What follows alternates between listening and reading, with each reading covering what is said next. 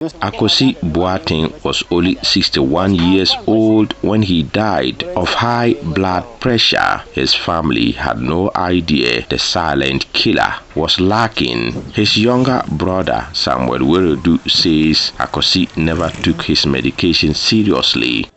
My mom had high blood pressure, but thanks to the doctor's instructions, she's managed her condition well and is still alive. Unfortunately, my brother didn't adhere to the doctor's advice and skipped some prescribed medication, which I believe contributed to his passing. Samuel's family is not alone. Across Ghana, cases of hypertension, diabetes and stroke are rising. 64-year-old Sekyere Tiwa has been battling high blood pressure for years. She takes her medication seriously, but the fear never leaves. I came to the hospital because I experienced chills every evening. I am also concerned about the swelling in the back. That's why I went to the clinic.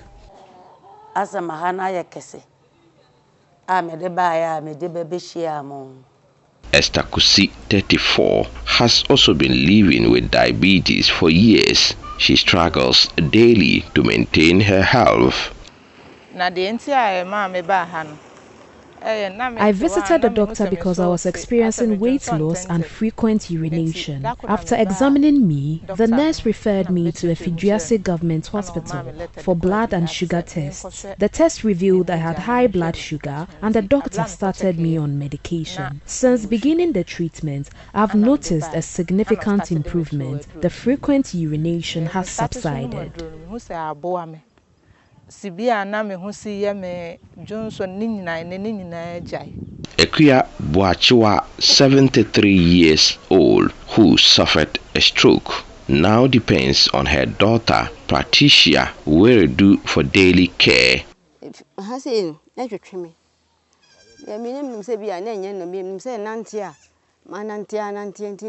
I had been experiencing discomfort and pain, which I initially attributed to my daily walking routine. However, I didn't realize it was a serious health issue until it escalated. One day, while collecting firewood after our room collapsed, I suddenly fell down. My granddaughter noticed my mouth was twitching and insisted we go to the hospital. At the hospital, they examined me, admitted me, and ran some tests.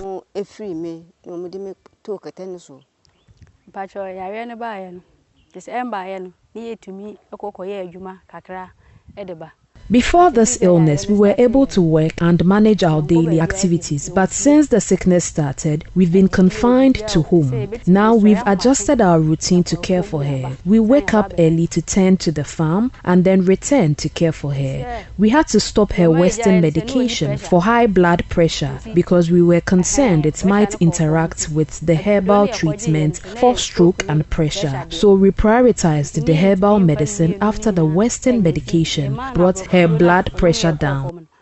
A health worker at Ntonkomso Chief's compound, Rosemary Abuaji, has been supporting patients like Esther Kusi in managing their conditions. My client Esther Kusi has been here since 4 months ago. On arrival, the fasting blood sugar was 23.4. And per our management, we've been given a metformin to treat her condition. And per our management, he has been coming here every 1 month. She sees firsthand the struggles many go through. In our sub-district here, we have about 50 clients with HPT condition. And I think from 3 to this time, 10 months to this time, I think the condition is increasing. Clients coming here, their age ranges from 35 to 60. 35 to 60 years are coming. Aishatu Abdul Salam and Adai Solome work as nurses at the chief compound.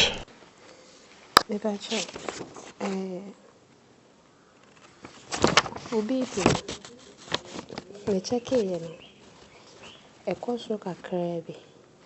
Now, what could check it? Ubipi neither.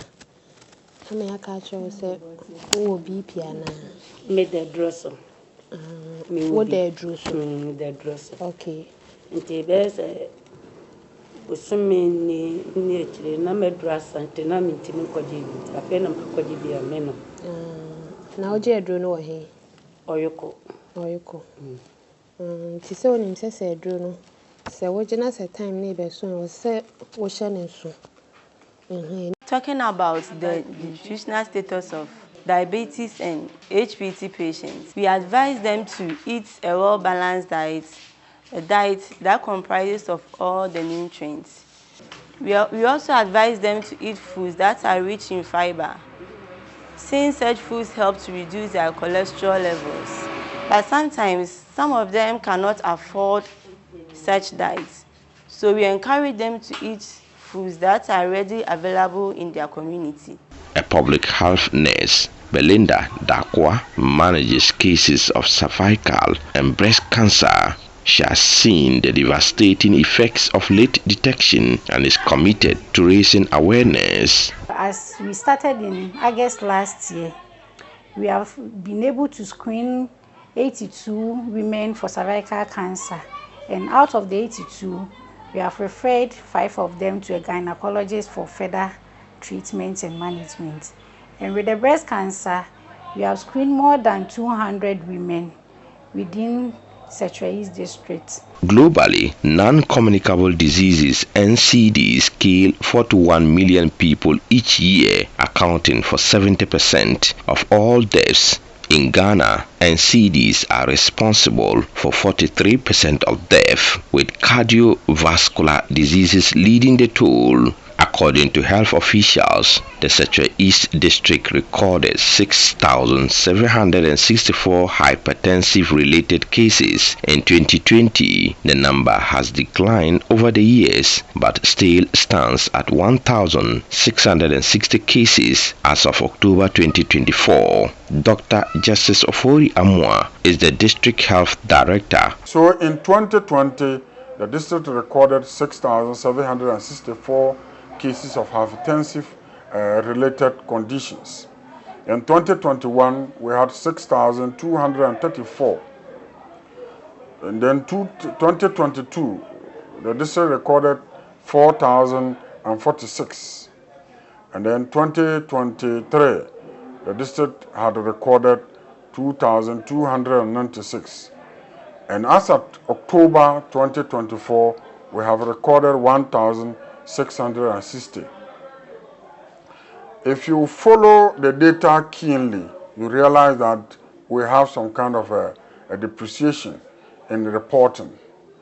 We don't want to be conclusive, but we want to mention that with the advocacy and health promotion activities, the awareness is being created and people have become conscious of these diseases and report to the facilities.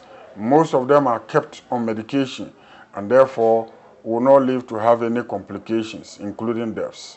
The World Health Organization warns that if nothing changes, NCDs will be Africa's leading cause of death within 15 years. The Ghana Health Service and regional health officials, including Dr. Fred Adomako, are working to reverse the trend. Because of the way the disease spectrum is like, and because of the way normally it presents, if you are not careful, you think the problem do not exist, even when you're having it. For example, if you get an infection, straight away you mount up what we call fever, headaches, normally. But with non-communicable diseases, hardly do you have some of them. And so normally some of them, you call them silent killers. By the time that you are knocked down by this, then it means that you have gotten to the extreme end of the condition.